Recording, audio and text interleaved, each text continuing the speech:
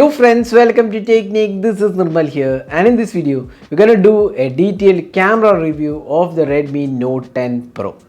So Redmi Note 10 Pro and the Redmi Note 10 Pro Max are quite similar in terms of hardware. The only differentiating aspect has been the camera. Now many of you have been asking us how good is the camera on the Redmi Note 10 Pro, or should you get the Redmi Note 10 Pro Max. So we had done a quick camera comparison of the Redmi Note 10 Pro and the Pro Max. And the difference here is this comes with a 64 megapixel Samsung sensor, and you also get a black circular ring around the camera on the Redmi Note 10 Pro, while it's kind of a chrome finishing on the Redmi Note 10 Pro Max. So that's one visual difference. Otherwise the camera sensor is the different aspect here. Now if you look at the camera on the Redmi Note 10 Pro, this comes with a 64 megapixel Samsung GW3 sensor. It's f-stop 1.79 aperture, and you get an 8 megapixel ultra wide angle lens, which is quite similar to the Redmi Note 10 Pro Max. Then you get a 5 megapixel telephoto macro and a depth sensor is included. And on the front panel you get a 16 megapixel selfie camera, so that's not different here. So that's the camera hardware of the Redmi Note 10 Pro. This is the Samsung's GW3 sensor. So let's analyze how good the camera is on this device. So we'll be looking at all the camera samples and see how good the camera performs for the 15,999 pricing it is being offered at. So let's get started. So before that, if this is your first time on this channel, do hit that subscribe button and also hit the bell icon to get notified of all the videos we publish. So let's begin. In terms of daylight conditions, the 64 megapixel GW3 sensor does a good job in bringing details and sharpness levels. The colors are impressive and does not saturate, and it is kept more or less natural. The images aren't as bright as a 108 megapixel sensor on the Pro Max, and at times the contrast could have been better on this device. The sharpness levels are very good, and this is evident when you pixel peep. The dynamic range is once again good, and it resolves shadows very well. The images are slightly into warmer tones by default and looks pretty good overall. In terms of daylight condition, there is hardly anything to complain, and images came out pretty well for the price segment it is being offered.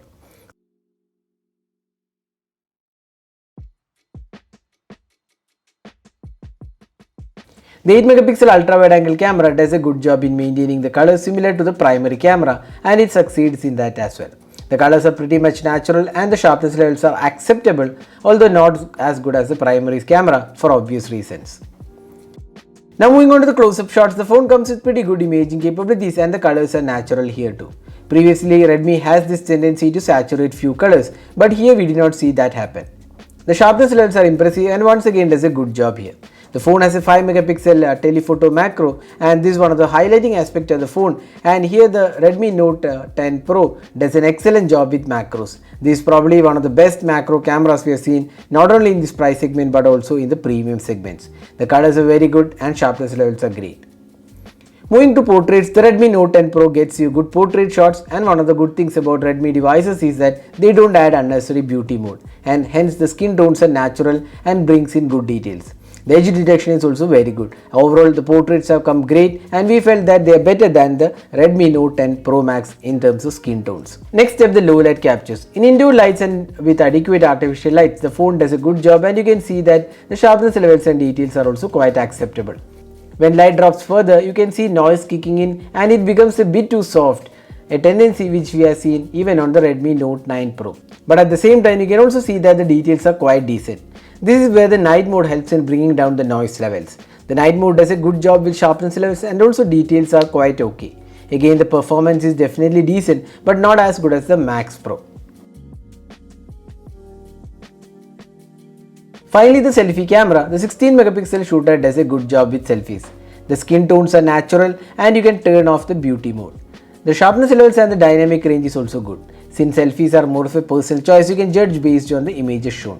The phone also has portrait mode for selfies, and here it does a decent job with the edge detection, if not the best.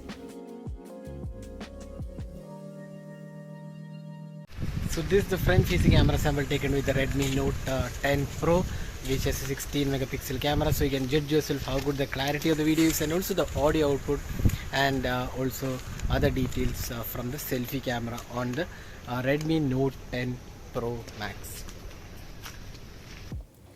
Going on to video recording, The phone can record 4K at 30 fps and quality is very good. The sharpness levels are pretty good and the details are also quite good. The video has a warmer tone and colors are also quite okay. But the disappointing aspect is the lack of stabilization. The phone also supports 1080p at 60 fps and here once again the video quality looks good. There is no stabilization offered and hence it is not recommended for moving shots. The 1080p at 30 fps supports stabilization and offers good clarity as well. The stabilization is good and so is the colors. The sharpness levels are acceptable and the overall quality is quite smooth for the price segment it is being offered.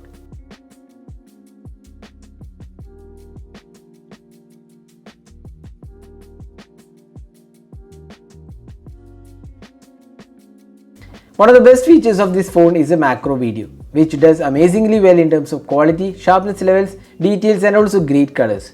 The 5 megapixel telephoto macro does an impressive job here. The phone also supports slow motion at 120, 240 and 960 fps and the quality is quite good for the pricing. The phone also comes with 1080p video for ultra wide angle lens and once again it has stabilization. While the quality is not as good as a primary camera for obvious reasons, it does a decent job overall. Additionally, similar to the Redmi Note 10 Pro Max, this phone also supports modes like clone mode, vlog, long exposure and pro color mode which can be toggled from the settings. So that is a detailed camera review of the Redmi Note 10 Pro.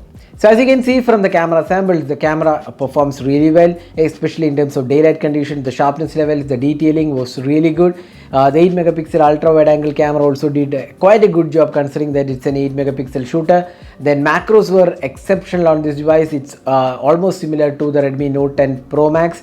And the portraits, I felt this was slightly better in terms of the skin tones and color reproduction when compared to the Redmi Note 10 Pro Max. The portraits performed pretty well and even the skin tones were really good. The low light was kind of okayish, I would say. It's not as good as the Redmi Note 10 Pro Max, but still it managed to perform decently well for the price segment it is being offered. Nowadays camera is one of the most important aspects and night performance is considered a big aspect even in budget segment. So considering that it performed definitely well, it may not be exceptional performance for the price segment but definitely great performance. There are some areas for improvement, especially in the low light. Could be sharper in terms of overall quality, but again you get only 64 megapixel compared to the 108 megapixel on the Redmi Note 10 Pro Max. Now selfies are unchanged. Now the video recording, we felt the colors were better on the Redmi Note 10 Pro. So overall we feel at a price of 15,999, this is definitely one of the good cameras out there. Without doubt the 64 megapixel is a capable shooter, the Samsung's GW3 sensor, but it may not be able to beat the 108 megapixel sensor in terms of overall quality. The sharpness levels, especially the night mode, works better on the 108 megapixel sensor than the 64 megapixel shooter. But overall if you look at the camera for the price segment of 15,999, this performs really well and highly recommended camera smartphone in this price segment. So that is a detailed camera review of the Redmi Note 10 Pro. Hope you enjoyed watching this video. Do hit that like button and also hit the red subscribe button for more videos. Thanks for watching. Have a great day.